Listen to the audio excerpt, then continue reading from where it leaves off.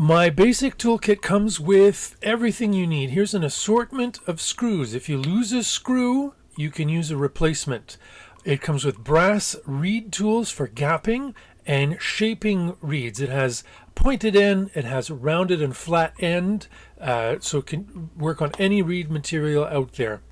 Dual head reed wrench works on Hohner and Seidel on one end, and Lee Oscar Suzuki on the other. It works on all the major brands.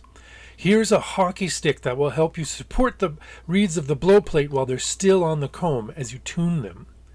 This is the Grobet file. It's the best file on the market for tuning reeds. When we tune a reed, we don't want to alter its shape, and this is the way to go.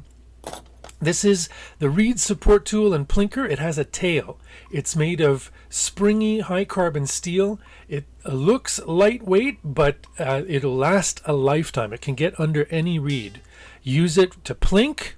Use it to alter the shape. Here I am using it to support part of the base as I'm distributing the force that I'm applying to the base of the reed. It allows me to pinpoint where I apply that force. Then I use the brass reed tool without the support tool to push the base of the reed down. And we take a look from the other side. I can use one of the rounded tips to push the reed down. This is a more careful way of doing it so that I don't overshoot. You just don't go too far towards the base of the reed. You can use the brass tool to look at the other side of the reed as you're gauging its shape. So those are the brass tools and the reed support tool. The reed wrench, you just apply it to the rivet pad and you rotate the reed any way you need. The big end, as I said, works on Lee Oscar and Suzuki harmonicas. Any harmonica on the market, it'll work on any harmonica.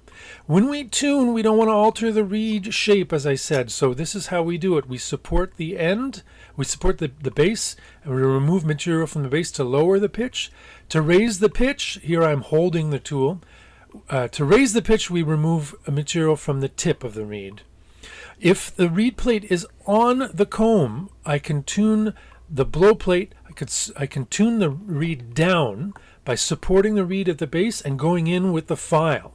Again, if I wasn't supporting the reed, I would ruin my gapping. I'd be pushing that reed in. Here at the tip of the reed, if I wanted to raise the pitch of the reed, I use the tail end of the reed support tool to support the reed, and the Grobet file to just take off a little bit at the tip. See how precisely we've taken off some material at the tip and we've raised the pitch. And that's my basic toolkit for you.